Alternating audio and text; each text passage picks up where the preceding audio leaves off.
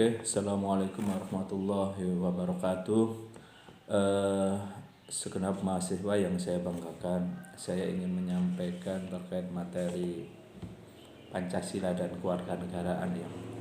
Jadi di dalam buku kalian kemarin sudah kita bahas sebagian permasalahan-permasalahan yang ada di pemerintah atau negara ini. Saya akan mencoba untuk membahas dua masalah yang terakhir yang ada dalam buku itu, yaitu terkait dengan penegakan hukum dan disintegrasi bangsa ya. Jadi penegakan hukum di Republik ini atau pada pemerintahan ini kan memang sangat memprihatinkan itu. Artinya banyak sekali kasus-kasus yang mengusik rasa keadilan yang ada di masyarakat.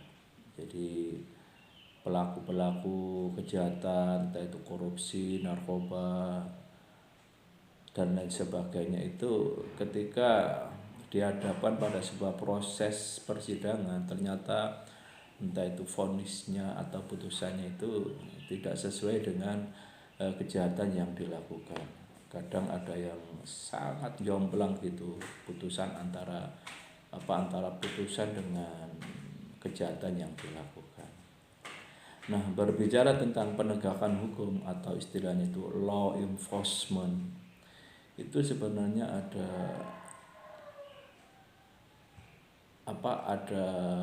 istilahnya itu aspek-aspek yang perlu diperhatikan terkait dengan penegakan hukum itu. Jadi ada 3 aspek kalau kita perhatikan di situ, yaitu pertama terkait dengan struktur kelembagaan hukum itu sendiri. Jadi aspek struktur kelembagaan hukum, kemudian yang kedua itu aspek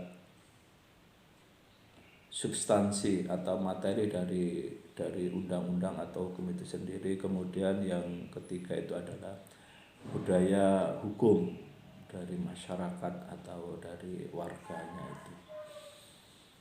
Nah, contoh terkait dengan misalkan saja struktur kelembagaan hukum yang ada di Indonesia. Seperti kita ketahui bahwasanya proses penegakan hukum yang terjadi itu kan sebenarnya ada 4 ya aparat hukum, aparat penegak hukum yang istilahnya itu berinteraksi di situ. Dimulai dari advokat atau pengacara yang sebagai pembela atau untuk mendampingi kliennya, kemudian pihak aparat atau kelembagaan atau institusi kepolisian ya sebagai pihak untuk melakukan penyelidikan dan penyidikan terhadap kasus yang diduga ada unsur pidana atau kejahatannya. Kemudian yang ketiga adalah institusi kejaksaan sebagai pihak yang melakukan dakwaan dan sekaligus penuntutan. Kemudian unsur yang keempat, aparat penegak hukum yang keempat, yaitu adalah kehakiman atau hakim dalam hal ini yang nanti akan menyidangkan dan sekaligus nanti akan memberikan sebuah vonis atau penjatuhan terhadap hukuman. Nah, 4 penegak hukum inilah yang sebenarnya menjadi sebuah istilahnya itu sebuah sistem yang di situ bisa mempengaruhi baik buruknya penegakan hukum. Tapi kalau keempatnya ini bermasalah, maka penegakan hukum itu akan terjadi sebuah ketidakadilan yang mengusik rasa keadilan yang ada di masyarakat. Kemudian terkait dengan materi atau substansi dari hukum, itu juga demikian berpengaruh terkait dengan penegakan hukum. Ketika ada sebuah hukum yang dalam bentuk undang-undang, tapi substansinya atau materi yang ada dalam undang-undang tersebut itu kualitasnya itu sangat rendah atau tidak memberikan sebuah substansi yang benar-benar apa istilahnya itu berkualitas, maka ini juga bermasalah dalam aspek penegakan nantinya itu. Jadi undang-undang itu akan menjadi sebuah alasan terkait dengan penegakan hukum karena undang-undangnya jelek. Contoh misalkan sekarang lagi rame terkait dengan omnibus law, ya. Artinya undang-undang yang sekarang itu disebut dengan undang-undang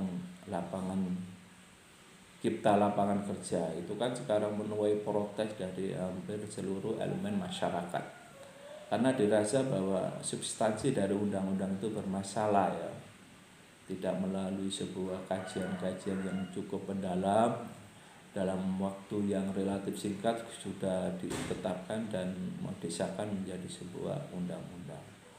Itu salah satu contoh ketika materi atau substansi dari undang-undang itu apa istilahnya itu kualitasnya itu tidak bagus, itu juga akan menimbulkan pada aspek penegakan hukumnya. Kemudian yang terkait dengan yang ketiga yaitu budaya hukum. Budaya hukum ini juga berpengaruh, ya, artinya ketika masyarakat itu tingkat kesadaran hukumnya itu rendah, terkait dengan penegakan hukumnya juga akan menimbulkan sebuah problem. Ya, mungkin dalam prakteknya sering kita jumpai, ya, misalkan saja ketika ada sebuah pelanggaran lalu lintas, di mana para pengendara itu kan lebih cenderung untuk damai, tapi dengan cara yang tidak terpuji, yaitu menyuap atau menyogok aparat polisi yang menilang itu, ingin damai. Nah, ini kan sebuah kesadaran yang rendah, sehingga penegakan hukumnya itu kan juga menimbulkan masalah, karena hukum, ya, tidak dijalankan semestinya, tetapi karena masyarakatnya itu kesadarannya masih rendah, ini juga memberikan sumbangsi pada penegakan hukum yang kurang maksimal atau kurang bisa dibenarkan, ya. Sehingga hukum akan, ya, menjadi sebuah slogan saja, karena di situ ada problem-problem terkait dengan tadi tiga hal tadi, yaitu struktur kelembagaan hukumnya, kemudian substansi atau materi hukumnya, dan yang ketiga yaitu budaya hukum dari masyarakat. Nah, ini menjadi sebuah problem dalam sebuah pemerintahan atau negara kita sekarang ini. Kemudian yang berikutnya adalah terkait dengan disintegrasi bangsa. Disintegrasi bangsa itu kan kalau dilihat akar masalahnya itu karena ada ketimpangan di situ, ada ketidakadilan antara wilayah atau daerah yang satu dengan daerah yang lain, atau bahasanya itu tidak ada pemerataan terkait dengan bagi hasil terkait dengan pembangunan yang ada dalam sebuah negara ini. Maka karena merasa diperlakukan seperti anak tiri gitu, tidak mendapat perhatian, otomatis kan kadang-kadang sebuah daerah itu kan mengalami sebuah apa istilahnya itu, sebuah perlakuan yang tidak menyenangkan, tidak adil, itu kan akhirnya berusaha untuk melepaskan, karena beranggapan bahwa percuma kita dalam sebuah negara kesatuan tetapi kehidupan di daerahnya itu minus atau kurang perhatian atau mendapat ketidakadilan. Nah, mendingan kan berusaha melepaskan diri sehingga bisa membuat sebuah daerahnya itu menjadi lebih makmur. Nah, ini juga menjadi problem. Kita sudah mengalami contoh konkret, ya, ketika lepasnya Timur yang dulu pernah bergabung ke Indonesia, akhirnya melepaskan dari Indonesia kemudian menjadi negara Timor Leste sekarang. Ini kan contoh. Nah, mungkin juga tidak menutup kemungkinan muncul daerah-daerah yang lain kalau memang pemerintah ini, negara ini tidak memberikan sebuah rasa keadilan terhadap daerah-daerah yang lainnya. Nah, akhirnya apa? Akhirnya pemerintah memberikan sebuah apa istilahnya, sebuah regulasi aturan terkait dengan otonomi daerah itu kan. Dan otonomi daerah itu kaitannya untuk menghindari terjadi sebuah disintegrasi. Karena apa? Daerah-daerah itu diberi kewenangan untuk mengelola atau untuk melakukan sebuah eksplorasi di daerahnya, itu bagaimana membangun daerahnya. Nah, itu diberi sebuah kewenangan yang selama ini selalu terpusat atau tersentral di pusat. Nah, ini dalam rangka untuk menghindari atau mencegah terjadinya disintegrasi. Karena seperti kita lihat di Papua itu kan selalu bergejolak, seakan-akan ingin melepaskan dari NKRI. Dulu Aceh juga demikian ya. Mungkin kalau memang ini dibiarkan terus-menerus akan terus bertambah menjadi sebuah ancaman bagi bangsa Indonesia. Nah, problem atau masalah-masalah tersebut kalau dikaitkan dengan Pancasila, kalau memang benar-benar Pancasila itu diamalkan dengan jujur, dengan konsekuen, maka akan tereduksi, terkurangi problem-problem tersebut itu. Nah, selama ini Pancasila itu hanya sebagai sebuah hafalan, sebuah slogan saja. Para pejabat, para penyelenggara negara ini sebenarnya harus menjadi contoh dalam pengamalan Pancasila. Contoh misalkan sila ketuhanan yang Maha Esa itu benar-benar diamalkan, itu kan terkait dengan nilai-nilai keagamaan, dan hampir semua agama itu melarang sebuah kejahatan, korupsi, apalagi terkait dengan narkoba dan lain sebagainya. Nah, itu kalau memang diamalkan kan terhindar, apalagi terkait dengan tadi penegakan hukum dalam rangka untuk memberikan keadilan kepada masyarakat. Nah, itu kalau sila kelima katakanlah itu diamalkan, maka kan semua istilahnya itu struktur aparatur negara yang terkait dengan aparat penegak hukum tadi, yaitu baik itu advokatnya atau pengacaranya, polisi, jaksaan, hakim, saya yakin akan memberikan sebuah keadilan yang ada pada masyarakat, sehingga masyarakat itu tidak apatis ketika mencari sebuah keadilan dalam proses persidangan itu. Tapi kan nyatanya kan banyak kasus-kasus yang mana keadilan hukum itu dijual belikan. Hukum memihak pada mereka yang mempunyai kekuasaan dan mempunyai dana atau uang besar, sementara masyarakat kecil selalu istilahnya itu didolimi, kurang memperoleh rasa keadilan. Karena apa? Sila kelima tidak diamalkan.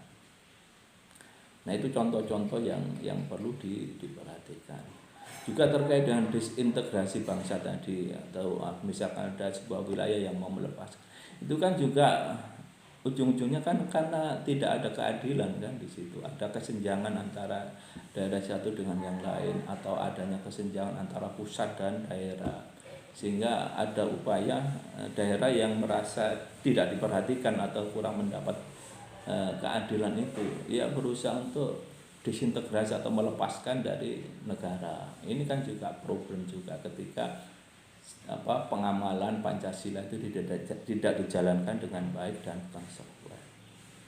Nah, intinya apa? Intinya ya, Pancasila itu kalau memang benar-benar dijalankan terkait dengan sila-sila yang ada itu, saya yakin itu semua terkait dengan problem-problem bangsa itu bisa akan terkurangi dan bisa akan terjawab atau terrespon dalam praktek sehari-hari ketika nilai-nilai Pancasila itu diterapkan dengan baik dan benar. Saya kira itu jadi mohon diperhatikan, disimak, dan bisa kita diskusikan ya terkait dengan memang peran Pancasila itu sangat sentral sekali dalam kehidupan berbangsa dan bernegara. Tapi prakteknya masih banyak yang istilahnya pejabat-pejabat itu masih mengabaikan atau tidak menjalankan dengan baik dan benar, sehingga problem bangsa ini tidak pernah selesai gitu. Tapi kalau itu memang benar-benar dijalankan dengan baik, dengan benar, dengan konsekuen, saya yakin bahwa problem-problem yang ada di bangsa ini akan bisa direspon dan minimal itu ada solusi, sehingga tidak menimbulkan sebuah problem yang akut yang akan berkepanjangan. Dan setiap pemerintahan selalu muncul saja problem-problem tersebut. Memang kita butuh sebuah figur, sebuah pemimpin, sebuah leadership kepemimpinan yang benar-benar bisa mengamalkan nilai-nilai Pancasila yang baik dan benar serta konsekuen dan konsisten. Saya kira itu untuk sementara, nanti bisa kita diskusikan. Oke, assalamualaikum warahmatullahi wabarakatuh.